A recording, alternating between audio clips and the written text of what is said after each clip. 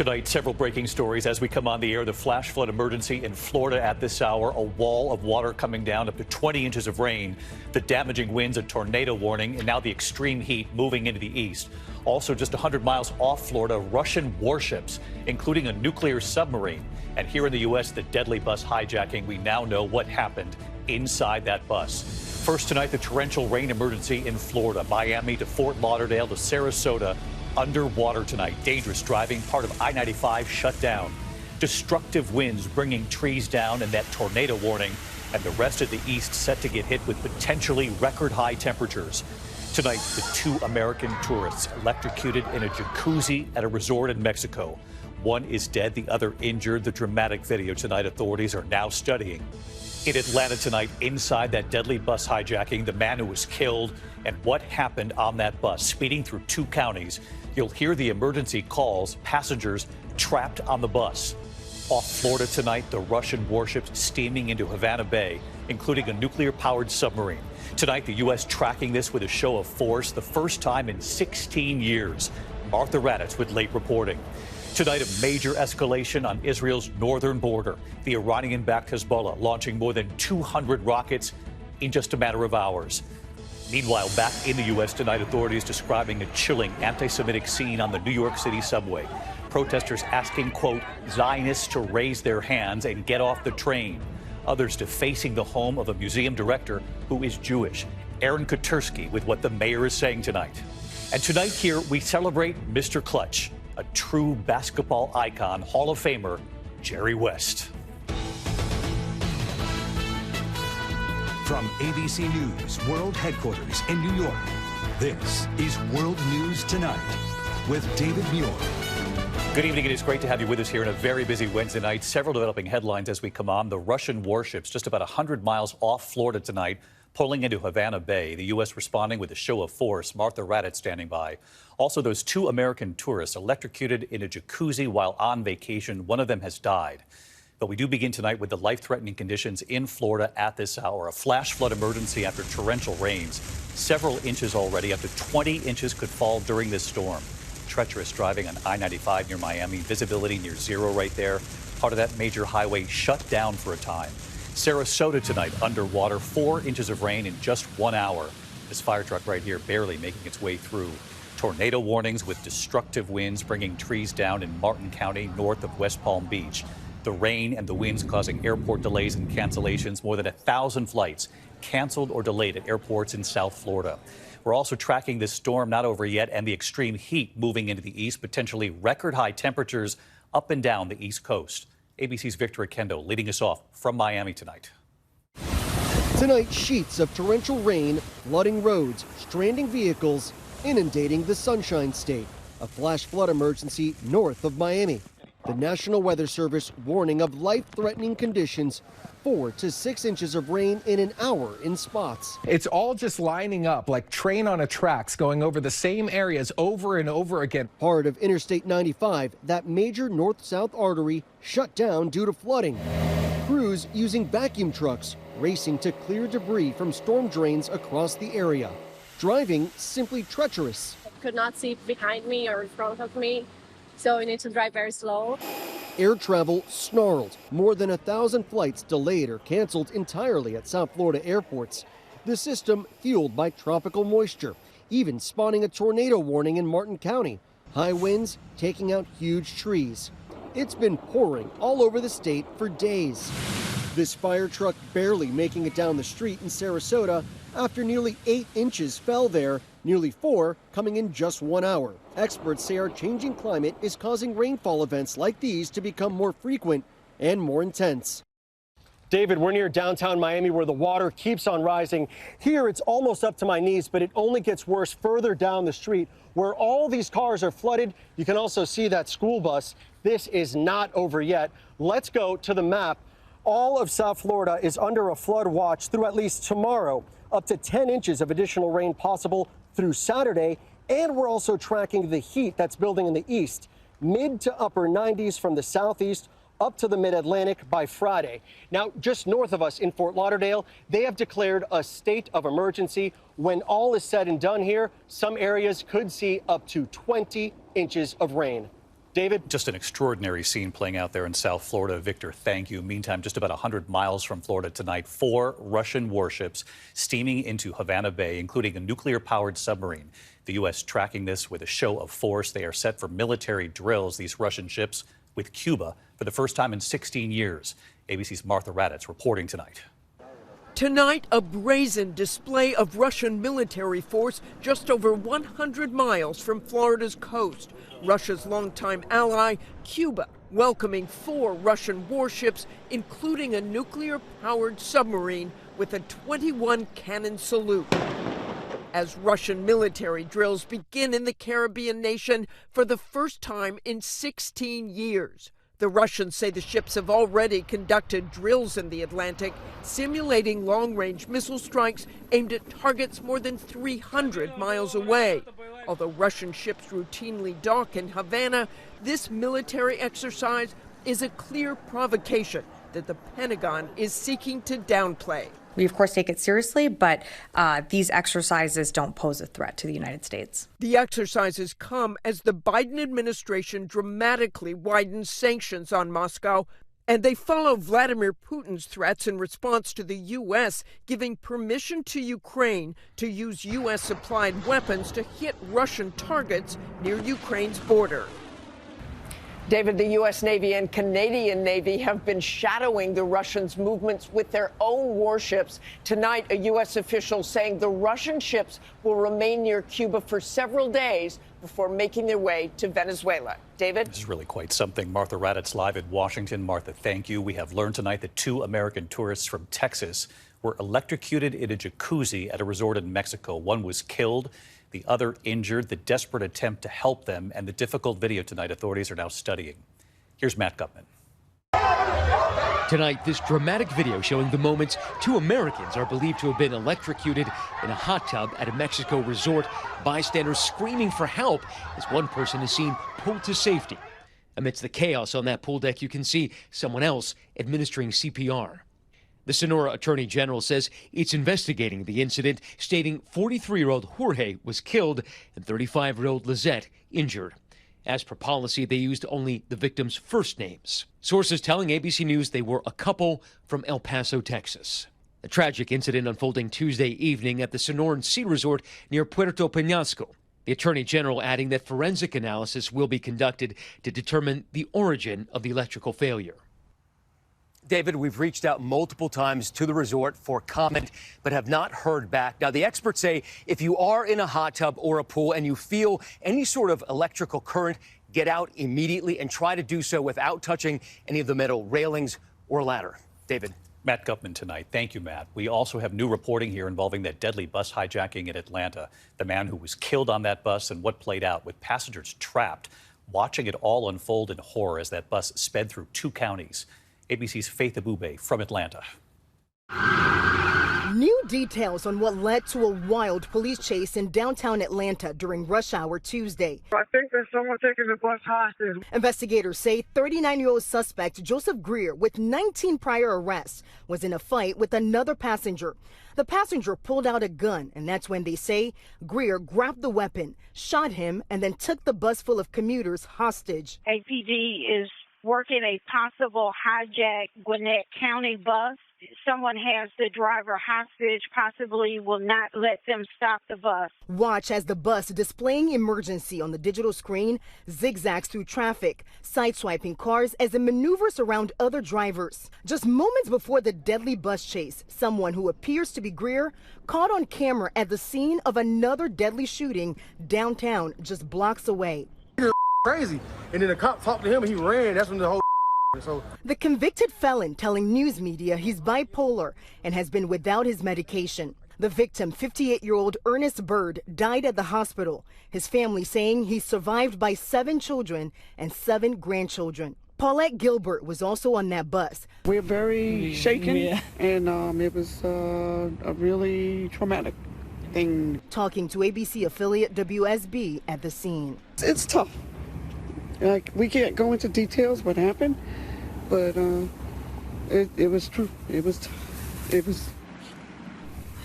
something that we'll never forget. And David, tonight, Greer is behind bars facing more than a dozen charges. In the meantime, though, the DA's office is asking for another prosecutor to step in because one of their employees was a victim and a witness in this incident. David. Faith Abube in Atlanta. Thank you, Faith. Tonight, the major escalation on Israel's northern border, the Iranian-backed Hezbollah militia launching more than 200 rockets in just a matter of hours. And in New York City, authorities on the anti-Semitic scene on the New York City subway. First, though, the scene in Israel, and Tom Sufi Burridge is there. Tonight, a major escalation on Israel's northern border. Iran-backed Hezbollah militants launching the biggest barrage of rockets since the war in Gaza began. More than 200 rockets fired in a matter of hours. The IDF saying most intercepted by Israel's Iron Dome. Hezbollah retaliating after an Israeli airstrike killed one of its top commanders in southern Lebanon. We're just back from Israel's border with Lebanon, just beyond the hills there, and you can see right across the landscape here, smoke caused by fires when that massive barrage of rockets came in. Why are they shooting rockets at us? We met Meron Barakat in Kibbutz Amir, just miles from Israel's border with Lebanon. And what, you could just hear the rockets coming in here? Oh, you feel it. I mean, the whole house shakes. And with tension simmering, Secretary of State Antony Blinken tonight questioning whether Hamas is negotiating in good faith after it requested numerous changes to the US-backed Gaza ceasefire proposal. Some of the changes are workable, some are not. It's time for the haggling to stop and the ceasefire to start. David, a US official telling ABC News Hamas is demanding the timeline for Israeli forces to completely withdraw from Gaza be sharply moved up. Now, that's a change from what Hamas agreed to just last month, a virtual non-starter for Israel. David? Tom Sufi Burridge in Tel Aviv. Tom, thank you. Meantime, as I mentioned, back in the U.S. tonight here in New York City, authorities are describing that chilling anti-Semitic scene on the subway. Protesters asking, quote, Zionists to raise their hands and get off the train. Authorities say others defacing the home of a museum director who is Jewish. And tonight, the New York City mayor's warning about this hate. Here's Aaron Katursky. Tonight, this video shows a frightening moment on a New York City subway car when protesters demanded riders raise their hands if they're Zionists. Raise your hands if you're a Zionist! Raise your hands if you're a Zionist! This is your chance to get out! This is your chance to get out! Okay, no Zionists, we're good. The train held at Union Square for a police inspection. Officers in riot gear seen on the crowded platform. Protesters clashing with police. They had just come from a rally where the flags of terror groups Hamas and Hezbollah were waved. And others saying, long live October 7th. Protesters breaking through barriers, setting off smoke bombs and flares outside an exhibit remembering the victims of the October 7th Hamas attack on Israel. The Monday incident, part of an escalating series of provocations that go beyond protest and into what Mayor Eric Adams has called overt, unacceptable anti-Semitism. I thought it was despicable.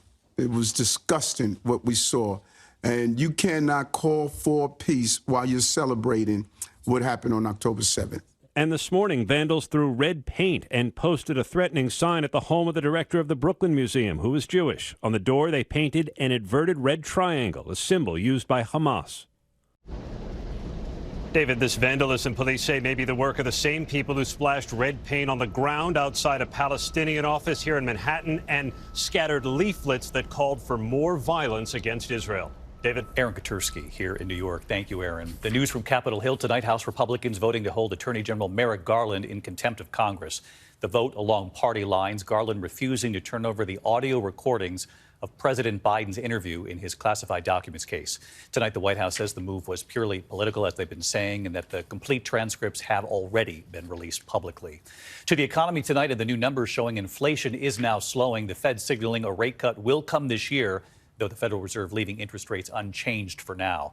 The better-than-expected inflation report, the Consumer Price Index rising just 3.3% in May over a year ago. The stock market responding today to the news, the S&P 500 hitting 5,400 for the first time. The NASDAQ also hitting a record high.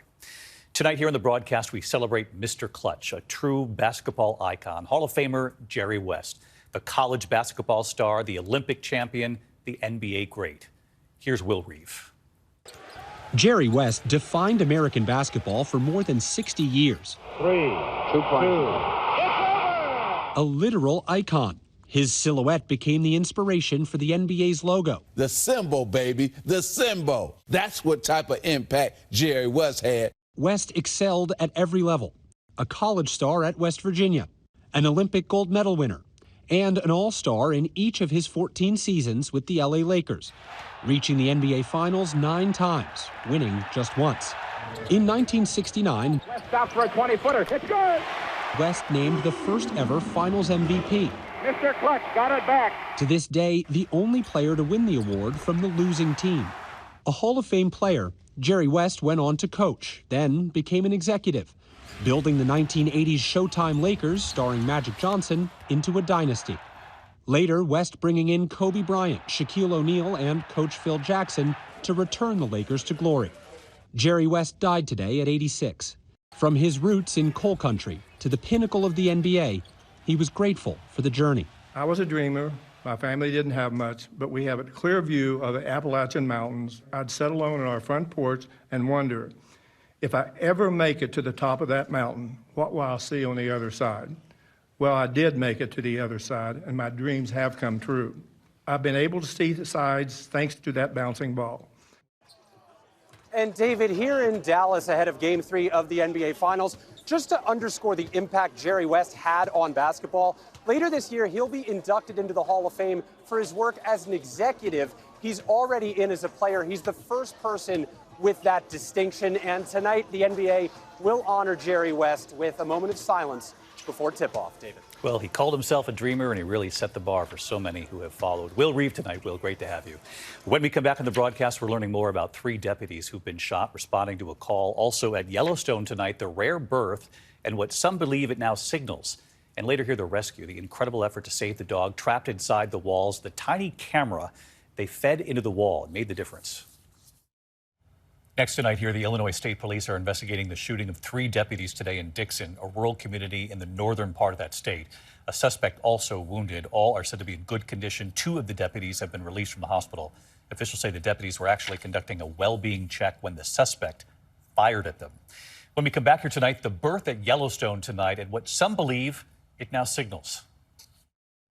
To the index tonight, and a rare birth at Yellowstone National Park. Here are the new images tonight. A white buffalo calf, reportedly born on June 4th. The Lakota prophecy holds that the birth of a white calf signals better times. But a tribal leader also says it means more must be done to protect the earth. When we come back here tonight, the incredible effort to save the dog trapped inside the walls. You'll see the tiny camera they actually fed into the wall and what it showed. ABC World News Tonight with David Muir. Sponsored by Inspire. No mask, no hose, just sleep. Finally tonight, one incredible effort to save the puppy. America Strong. In Parker, Colorado, outside Denver, one remarkable rescue tonight. Archie! The South Metro Fire Rescue right there inside the Moon family's home. Their 12-week-old Pekingese puppy named Archie Bean was trapped inside the walls of the home. Archie had fallen through an uncovered floor vent on the 3rd floor after jumping from the bed. Archie, baby. South Metro Fire Rescue, the Douglas County Sheriff's Department, the Plumb Line Services, and Animal Control all there to help. I think he might be like in this. Using a stethoscope to listen for the puppy, drilling holes into the walls to feed in a tiny camera, threading it into the wall, hoping to see the puppy. Right there, stay right there. Cutting holes into the ceiling. Little Archie's owner, Monique, watching anxiously. After more than 3.5 hours. Oh, that's him right there. They spot him with that camera and open the duct. There it is. Oh, got him. Come here, buddy. Carefully pulling him out to safety, handing him to his family. Come on, it's okay. Where's Mom? Hi, my baby. Oh, my baby. Thank you, guys. Thank you. And right here tonight, hi, David. Brian Willey from South Metro Fire Rescue. Our crew from Tower 45 spent 3.5 hours and successfully rescued Archie Bean and returned him to his homeowner. No matter what the call is, we here at South Metro Fire Rescue are here to serve the community, and we're going to do it the best we can, and we're never going to give up. And tonight, Archie's family telling us he's doing just fine, sending us these new photos of him and telling us they are deeply grateful to all those who helped. We are too, saving Archie. Good night. Thank you for making World News Tonight with David Muir, America's most watched newscast.